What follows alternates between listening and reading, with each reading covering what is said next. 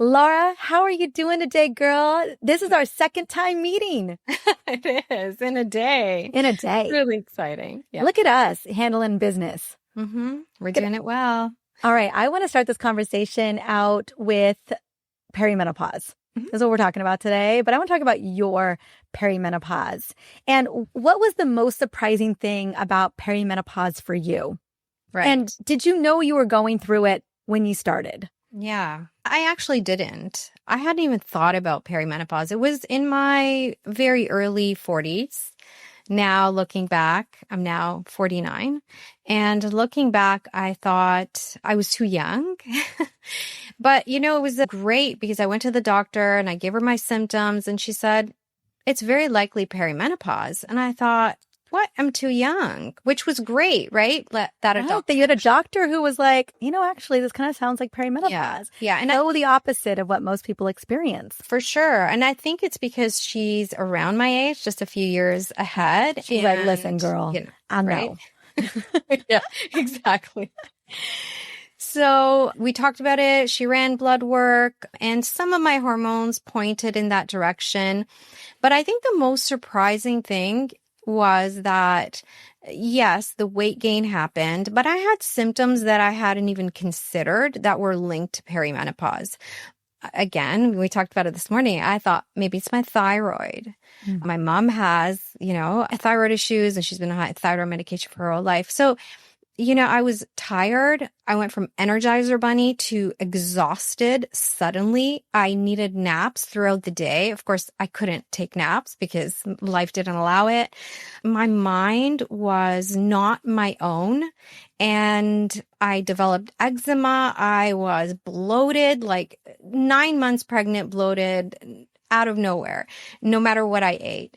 And I was a practicing nutritionist at the time. And yes, I gained 10 pounds, but the 10 pounds was like really secondary because I thought, what is happening to my body? I thought I was just, if I could get my mind back, I would be happy. And so the journey unfolded in terms of me digging into it, understanding it, getting my hands into every course that I could get my hands on, and just understanding our bodies and the changes and why it translated into this for me. And it wasn't for my other clients. And why were the things that I was doing for my clients working for them and not for me? What was the root issue? So that's where I am now. That's how I got into what I'm doing now. And I'm grateful for it. Every journey teaches you. So I am grateful for my experience.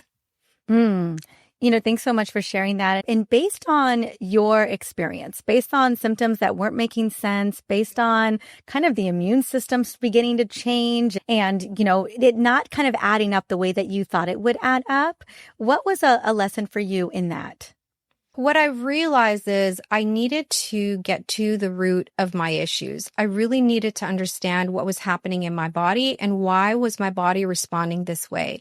And some of the things that I used to do weren't working. I really used to focus on gut health and food sensitivities, etc. I was now reacting to everything. And so I needed a different approach. And that's when everything shifted for me. And I really got into understanding how nutritional deficiencies translated, or nutritional imbalances really translated into hormonal imbalances, because our hormones do shift. You know this. They're going to change, but the change doesn't have to be this uncomfortable process. And you don't have to experience all the symptoms that we often equate to being just normal, right? We think PMS is normal. It's not normal. It's very common, but it's not normal. We can do things to mitigate the effects of what's happening in our body. And I really dug into how nutrients govern really everything. And I think, that was the epiphany that came from all of it. And once we address that, and once I address that with clients, everything changes. Curious, I know you're talking about gut health as well. And I have one of my best friends is coming out with a book on gut health and menopause in 2026. And we know that the gut is such a big player in terms of our overall global health. And nutrient deficiencies can be a result of gut issues as well, right? And our inability to assimilate the foods that we're consuming. And curious, because I feel like it's very bidirectional. Yeah. Right. The gut needs nutrients to function. If the gut's not functioning well, our bodies aren't getting nutrients. And so, it's kind of two sides of the coin. Yeah. Curious, when you started working with, and it's hard to understand, it's hard to kind of get a grasp on nutrient deficiencies as well. And so for you, was the gut piece still foundational for you because so you still you were like, okay, I got these foundations locked and loaded. And also, what was the role for you? Because I want to get into nutrient deficiencies as well, because I look at nutrient deficiencies all the time on lab panels and also hormones as well. And so were hormones a part of the conversation for you too? And then let's talk a little bit about, some nutrient deficiencies I find are more, basically they can create more compromise than others. Like the ones I want to always be looking out for is particularly around, as you talked about, iron and ferritin, and how that affects our energy. Like you said, you were exhausted. Like you went from Energizer Bunny to no physical and I think even no mental energy. And, you're a mom, you know what it feels like to not get sleep. You know what it feels like to have little people. And so, those are times in our lives where we can feel like we have no energy in the tank as well. And so talk to me a little bit about how important it is to have foundational pieces put together before we really start to target nutrients. Yeah. So I look at the body as obviously it's a whole, right? We need to address the whole person. So we need to address our thought life. We need to address the way that our relationship with food, our relationship with our body. We need to really, I think the first step is to address whatever stressor is in place. So for some people, it's a lot of their thought life. It's unforgiveness. It's things that they carry and burdens that they carry. Some people's predominant emotions might be worry or overwhelm, fear. So everyone carries things a little bit differently. And I think that addresses how some of the issues that we have in our bodies, some of the imbalances, like very angry person. Well, we've got to talk about liver health. The first step for me is to really identify what organ system needs to be supported, and also get a fingerprint on the nutrient status. And that includes their ferritin, their iron saturation, their hemoglobin, their transferrin, also other nutrients, which you can't rely 100% on, like their magnesium, their zinc. Through blood work, we can identify those and we can marry them with hair tissue results to see where the imbalances might lie, and then addressing those in particular. So yes, I do look at hormones, but and this is what I find 100% of the time, when we address the nutrient deficiencies, they really balance out the hormones. And even if progesterone isn't, stellar at stellar levels, their symptoms completely go away. Their anxieties go away. They can sleep at night. They're able to lose weight. And so I think, that's the approach that I take. I take it from a nutrient. And do we support the gut health as we address the nutrients? 100%. You can't ignore one glaring thing, right? That's out of whack. Do we work on their digestive system? Absolutely.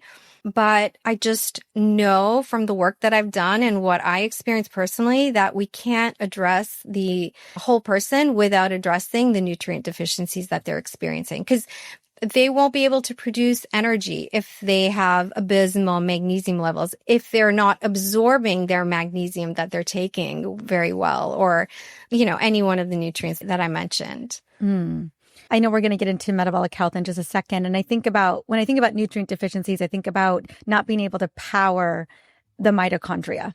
And I believe that every thought we have, everything we do, all the things, how we have capacity for so much is really reliant on our cellular capacity, our cellular energy. And that if we don't have the right nutrients to fuel our mitochondria, then we're left with a big energy gap.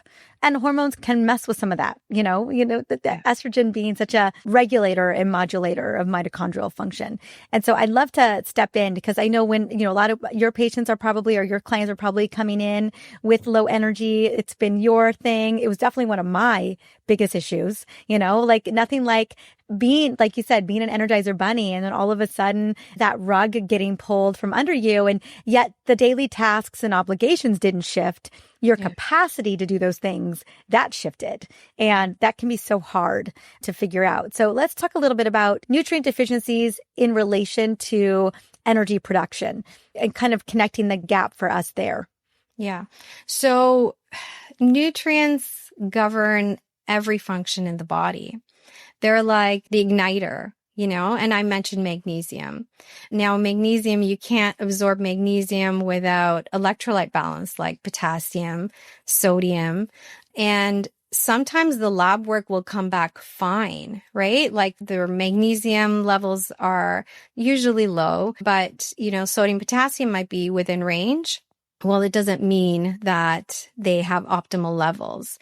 They might have symptoms like high blood pressure or feeling dizzy after a workout or when they stand up too quickly. So, sometimes it's just so we can't produce good energy if we don't have the right nutrients igniting the functions, or if we have a lot of oxidative stress and the body doesn't have the capacity to clear it.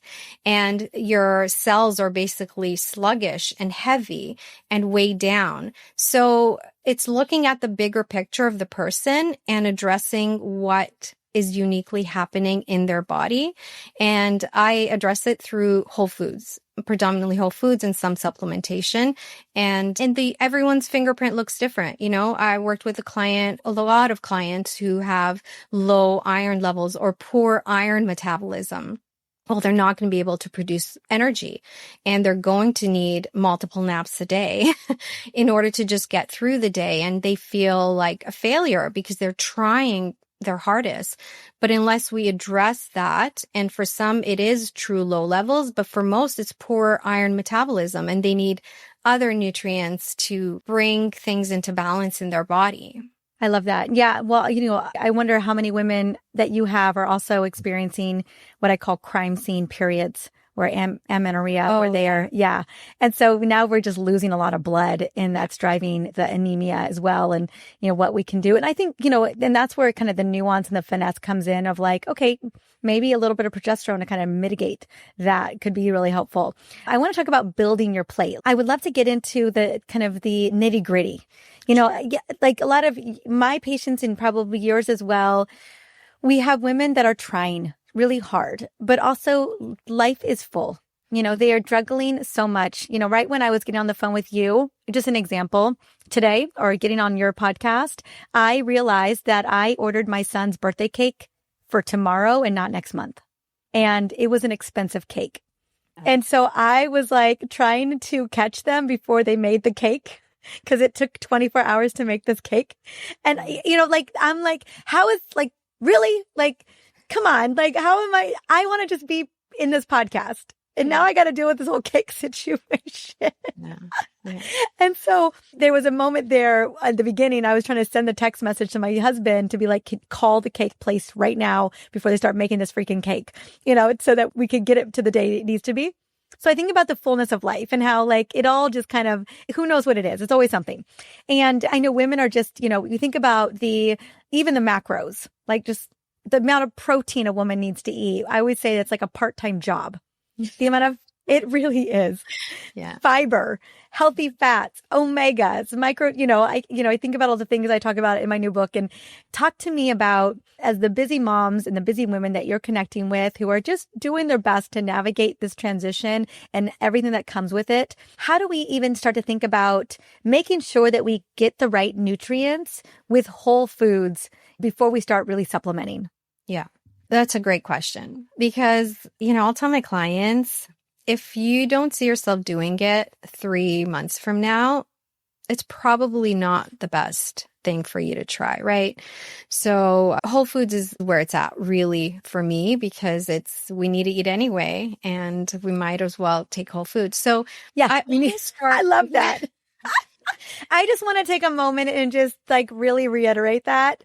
Everybody listening, if you're listening, we all need to eat. Yeah. And if you're going to put something in your mouth, like make it a whole food. And how do you, because I love that idea of if you can't see yourself doing this 3 to 5 months or a year out from now, then we got to really kind of negotiate or find simpler ways. Something that I say is how I think about food on my plate is this what's going to fuel my future brain? So coming from that standpoint, is there anything that you say to your people that kind of just help them reframe? Because it's so easy to make a different choice. Yeah. Okay, look, it's so funny. This one really does help us. So when you look at food, really at its core, food is supposed to create healthy future cells. If we stop eating, eventually we will die because our body cannot produce new cells. And so your food literally becomes a part of who you are. So your future self is walking around with the burger or the sweet potato or whatever French fries or the crackers. Yeah. Yeah. So you the want pumpkin spice latte. Yeah, exactly. Yeah. Yeah. Do you want your future self to be a pumpkin spice latte? That's the question. So it's not to make it dramatic, but do you want to be carrying that food around? Because we have cells that live for a year, 3 years, 6 years, and some cells that, I think our intestinal cells die off in 3 days. So that's great news because you're good turnover. Yeah, great turnover. But the liver, it's a lot longer, or neurons. Exactly.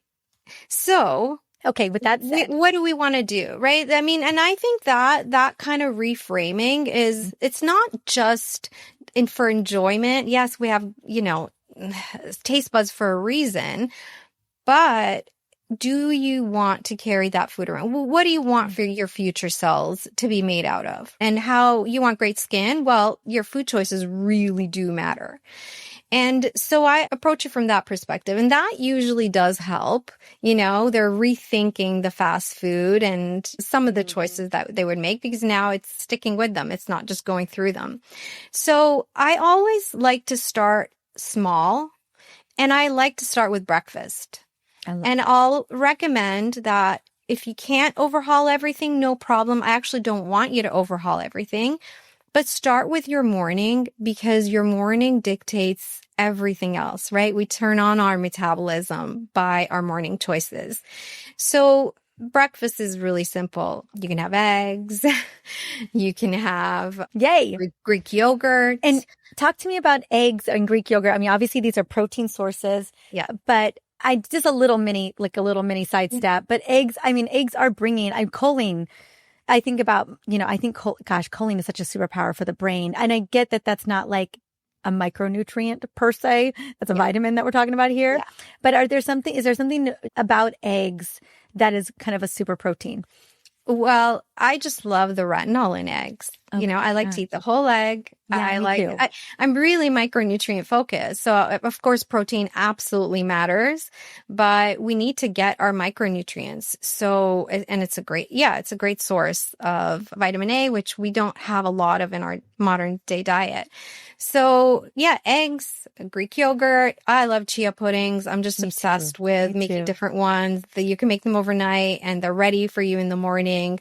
I still do like smoothies. There is just so many options. So just focus on making sure that breakfast is a large meal, like at least 500 calories, 500 to 700 calories. That's kind of where I want my breakfast to be, because it will turn off all your craving hormones. Your leptin levels will be healthy. Your ghrelin levels will be healthy. And what I like to do is make breakfast fiber rich, 10 to 15 grams of fiber. Chia seeds are a great way to do that. Flax seeds are a great way to do that. And then kind of focus on protein, at least 30 grams for the average person, 30 to 40 grams of protein. And you can start to log and see where your current breakfast falls at, right? If you're having 2 eggs, it's like 18 grams of protein. So you got to work up from there. And those are some big eggs. Yeah. Extra large. Extra large eggs there. Extra large eggs. So yeah, protein, fiber, and some good quality fat should be part of every single meal to slow down the burn of the carbohydrates that you're going to have. And yeah, does that give you a good picture? I love it. Yeah, I love it. I 100% agree with you that if we're going to get a meal right, let's nail breakfast because that's going to set the tone for the rest of our day. Yeah. And I agree with you as well. Those micronutrients are so important. Do you have a number? I'm curious. I love the grams of fiber in the morning. Like really, like if you're going to nail your fiber numbers, like let's get it out the gate for all kinds of reasons. But also there's a good chance you're not going to get anywhere near that for lunch, right? Lunch is so often, even with good intentions, it often can be very grab and go. Even like if you're just grabbing and go out of your fridge, like it just isn't as intentional. Are there a number of, like in the book, I talk about how many plant foods I would love, plant species or items I would love for people to eat every week. Do you have a number that you want people to aim for in the beginning, kind of around diversity? The types of foods that they're eating? Yeah, so types of plant foods like vegetables, fruits, nuts, seeds. On a given day, I don't know. I've not thought about it, but maybe 6 to 10. What's yours? Yeah. Well, I put on a weekly, so 30 different types of plants, foods every week. And most of us are like under 10. So I'm like, okay, if you know you're 10 or 11, like blueberries, raspberries, apples, grapes. I'm just naming off fruit because we do a lot of fruit with my 4-year-old. Yeah. Kale and broccoli and carrots. Like that's, what is that, like 9 now? So you do your little inventory of how many plant foods. And then if it's only like, let's say 13, like how do we get to 15? Yeah. How do we get to 20? That's good. So, yeah, I find that diversity creates more micronutrient and antioxidant diversity too. Yeah, like we kind of sure. this. Yeah. I mean, what I tell my clients is, we all have our staples. This is the common question I get. Is it okay for me to buy the same foods all the time?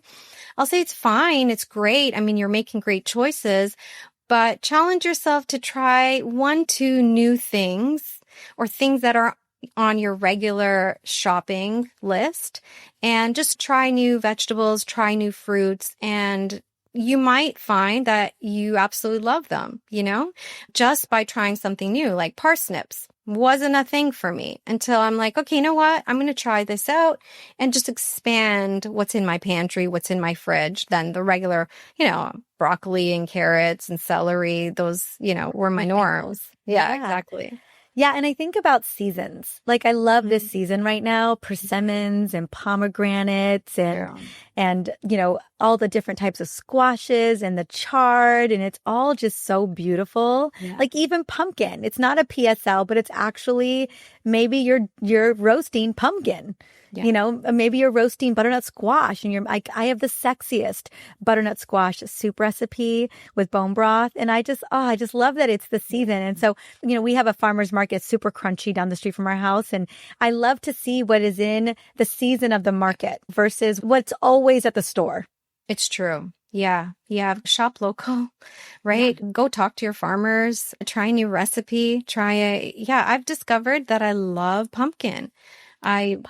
Yeah, I make a pumpkin chia pudding now. You do? I love this. I love chia puddings. A lot of I'm curious what yours are, but we do a lot of berry chia puddings in my house because I want to boost that fiber content. I have so many variations of raspberry chia puddings, particularly but curious, what is one of your absolute favorite chia pudding recipes? I do a chocolate with avocados. Yeah. You have to, right? Yeah. I do kefir in there too, because it's, it makes it a little bit tangy, a good cacao powder, chia seeds, a protein powder. And I think that's it. And it gets me to a good 40 grams of protein and about 500 calories. So super filling. Oh, I just can't get enough of it.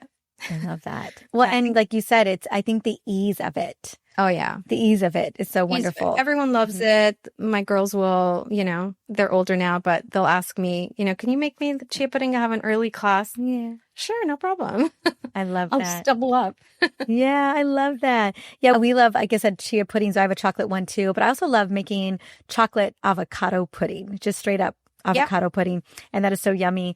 And again, the point that I'm so grateful. The reason why I wanted to kind of spend a little bit of time more in the minutia of what it looks like is because, I know on a kind of like a 3,000 height level, it's easy for us to say like 30 to 40 grams of protein, aim for 25 plus grams of fiber per day, and, make sure that you're getting those healthy fats in. But then what does it look like, especially if it's whole foods versus supplementing with nutrients? And not to say that there isn't a time and place. Like we try to get as many omegas into our diet, but sometimes I'm also supplementing with omegas. Yeah. Yeah, for sure. And the supplements have their place, especially if you're not feeling well. In the beginning, especially if you're having absorption issues, your digestion is not the best, there are issues there, supplementing will be a lifesaver because it'll just help you get there and help you feel better and produce better digestive enzymes and improve your gut health, etc. So yeah, they have their place, but we can't rely on them. It would be great to learn to rely on food, just like our clients who have digestive issues. I could for sure give you a digestive enzyme, for sure. Absolutely. But I'd rather you learn how to chew and slow down your eating because that's going to pay dividends 30 years from now versus the digestive enzyme is temporary. So I'd like to address the root issue that's causing the problem to begin with. And so if we can learn to eat whole foods and integrate them and actually enjoy them, it's like, it's a game changer. I love it. I love that. I'm a yes, Anna. I'm a yes to giving women a digestive enzyme while they're, learning the things. Which is that, gosh, digestive enzymes are so incredible. Yeah. Here, little Pac-Man just cleaning things up, especially on an empty stomach. Like you need to clean some stuff up. I love a good digestive enzyme for that. Yeah. I want to, I just love that the conversation about is whole foods today. I want to pivot a little bit and talk about, we were talking about this today on your show about kind of the prevailing, because let's call it narrative, but just kind of the lesson was that we trained or we ate to be thin. Yeah. And we get to our 40s, we get to perimenopause, and a lot of that just goes right out the door. And it's hard to let go when you had evidence that it worked for so long. Yeah. And so talk to me about some of the things you see happening with women in midlife regarding their metabolism that is not working, is not getting the job done. Like, how do we reframe this? Sure. So, I kind of look at the body in two ways, or our metabolism in two ways. The first is we've got to address the root issues causing the metabolic changes. And then we can work on losing the weight, so addressing the weight gain. And I think if we look at it as two separate things and we look at metabolic health first and the whole body health first, and I could really get the person connected to their body, understanding what their body needs, understanding what they're doing, how it's impacting them, then we could release some of the things that we have, the thoughts we have around the weight and being a certain weight and looking a certain way. And I'm not saying, honestly, I like to look good. I want to feel good, but I learned to give the feeling good, more worth than the being a certain size. Because you were talking about, on my podcast. Yeah, talking about shoving myself into a size 0 wedding dress at 35 years old. Exactly, right? So it's letting some of that go. Yeah. Now, can you get there? I'm actually leaner today, healthier today, stronger today than I was in my 20s. I'm back to my wedding weight, which I never thought would ever happen. And I wasn't that, post kids, I kept a few pounds on, but I've lost that. Why? Because I'm really focused on my metabolic health. I'm really focused on my getting glucose levels healthy, on eating to nourish my body, on strengthening my body. So I've started to look at and I like to get my clients to do the same, is to let go of the pressures we really put on ourselves to be a certain number, to let it go and to start looking at other data points as reward systems, because it's very rewarding to get on the scale and see a certain number. It lights up parts of our brain and it makes us feel good and worthy and like that we've achieved something.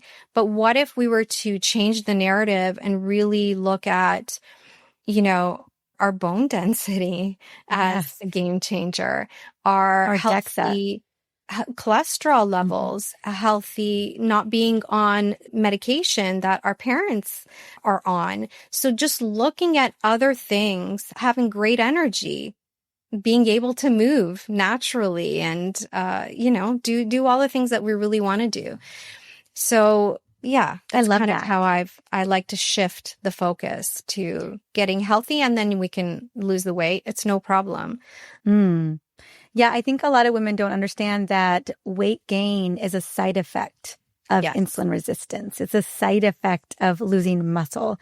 It's a side effect of glucose variability being super wonky. And when we can look at those biomarkers of energy, as you're talking about today, and I know that nutrient deficiencies are going to influence, blood sugar regulation and insulin resistance, and that it's all interconnected. Nothing's operating in a silo. So that those play a role as well. But it's just not chasing the scale or chasing the weight loss. It's really chasing good metabolic resilience. And as a result, the side effect, and a beautiful side effect at that, I am not mad at that side effect, where we actually lose that inflammatory weight. Because for so many women, the weight is inflammatory too. Like it's inflammation weight, or it's a lot of water retention. We get to solve all the problems by solving the root cause problem, which I think is great. Yeah. Where, for women, I know we talked about whole foods specifically, and I think that's such a beautiful place to start when it comes to, as you so eloquently said, food is building our future self. It's the molecular information that our bodies are working on to communicate with each other and to build. Before you can have a liver or a heart, you have cells, you have many of them. And many of them are just doing the best they can with what they got. With the amount of, every cell is its own little organism trying to make its way in the body, and to have enough of the resources to function. When we get it down to a cellular level, that's what we're talking about. I know it's so hard to see it when we're like, but my butt is jiggly. Yeah. It's true. I love that picture. I just see this, cell just floating around saying, help me. I really need this. Can I just have enough, cofactors to make these proteins so that I can actually, do my job as a heart cell, So it's interesting how we think about it. When we look at it from that lens, we're like, okay, how do I nurture and nourish these little cells that are trying to be a part of this organ system? Right. Yeah. I think that's a beautiful way. So I want to talk about, now that we kind of got to the root cause, and I know we talk about that on your show about the muscle changing and the DEXA scan and all, the things that are shifting. And where do you like women to start outside of whole foods? Or is that really the focus? Like, I love that not only is it whole foods, but it's breakfast. Yeah. So, anything else that you feel like is an easy lever to pull to help women not only improve their metabolism, but to also feel good, like you said? Sure. Yeah. Energy is a real problem and very easy, but difficult for many of us is the coffee. Just shift your timing of coffee. Just you mean like what I'm doing over here? Well, I need to listen. It's not 7 a.m. So you're good. Not 7 a.m. So, a lot of us will wake up and it's just our rhythm to just make a cup of coffee and drink a cup of coffee. And that's just how we start our day. And just shifting that. Truly, one of my clients in my program, she just continuously gaining weight, like continuously. Every month it was another 5 pounds. And she just thought, what? So 2 weeks into the program, she lost 2 pounds, but now it's going in the opposite direction. And truly all she did was change her morning rhythm, So she started walking and getting natural light in the morning, and she moved her coffee. And now 2 weeks in, she's losing a pound a week, which we're not working on that yet. We're trying to get her body calm and balanced, etc. But here it is, the body is releasing weight instead of continuously 5-10 pounds a month. It was just, tragic for her because you look at her diet, it's pretty clean. Like there isn't anything glaring, but it's these lifestyle things. So if you could work on your coffee and just move it, shift it from first thing in the morning and wait about an hour and a half until after breakfast. So eat your breakfast, wait the hour and a half from wake up time, and then have your coffee. Your energy will be so much better in the afternoon, and your cravings will be down, and you will feel better. Now, you might not love me for that advice. I was going to say, no one's going to love you for that.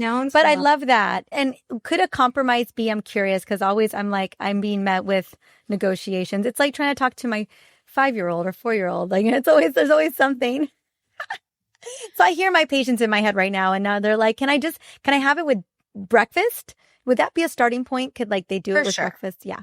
And then move it forward. Yeah. Yeah. And then just curious.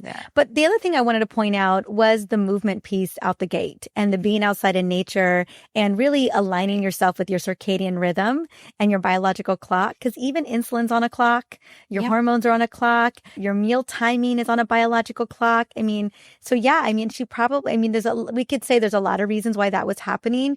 Yeah. One, cortisol spike was increasing, a glucose spike. I don't know if you were looking at her blood sugar or just her body was now in a survival state, a stress state, Right. I love that. But I love that there was a lot of wins there, in terms of changing even her biological timing and physiology. For sure. And she saw an improvement in her sleep. We could see her deep sleep improving the times. Her wake up time was declining. So yeah, a lot of wins from one tiny lifestyle change. Not easy because, now she had to fit her walk in and she really wanted the coffee, but she decided to shift it and try it. You know what I always tell clients?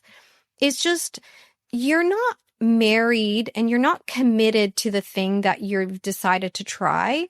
You're just going to experiment and see how your body responds and then go from there. So everything is, what we tell ourselves, like, oh, if I change this, I'm never going to be able to have coffee. Well, no, you're going to let your body really guide your decisions. And then another time you might decide, okay, you know what? Today I want to have my coffee in the morning. Or I'm going to not go for my morning walk. And then you see how your afternoon goes and you really pay attention and you allow your body and how it's feeling to guide your decisions tomorrow. And then you might conclude yourself that, okay, you know what? I think this thing is working for me and I'm going to continue moving my coffee till an hour and a half after wake up. And so you have freedom. You have full freedom to choose whatever it is that you want. It's just a matter of, what do you want? Do you want that first or do you want to feel good? What's more important to you? What's your value? What are you valuing more?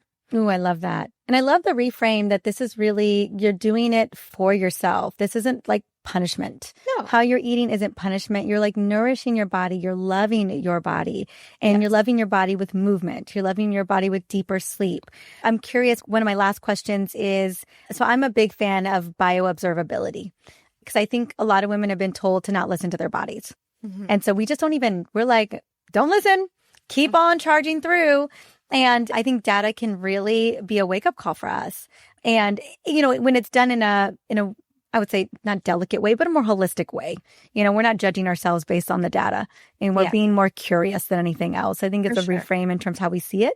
But, one of the things I've tracked over the years with my patients is their heart rate variability, their resting heart rate, their deep sleep, their sleep quality.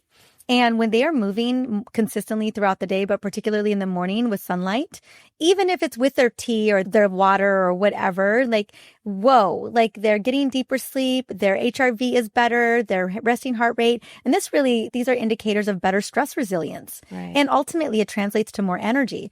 So I'm curious, are you a fan of bioobservability as well for your clients? For sure. My background is accounting and finance. That was my first career. I did that for 10 years. So I love numbers, and numbers don't lie. Data doesn't lie.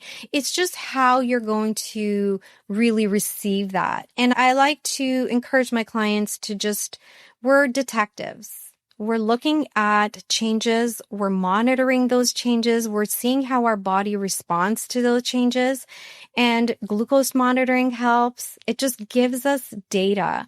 Your sleep tracking helps because it just gives us data, and it helps to confirm, besides symptoms, right? Having more energy and having better libido, etc., what's really happening with the numbers. So I encourage everybody to get their blood work done on a regular basis, track it themselves, see what the trends are, and really understand their bodies better.